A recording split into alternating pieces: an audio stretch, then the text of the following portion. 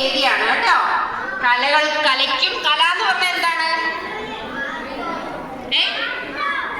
ആർട്ടാണ്. Okay okay.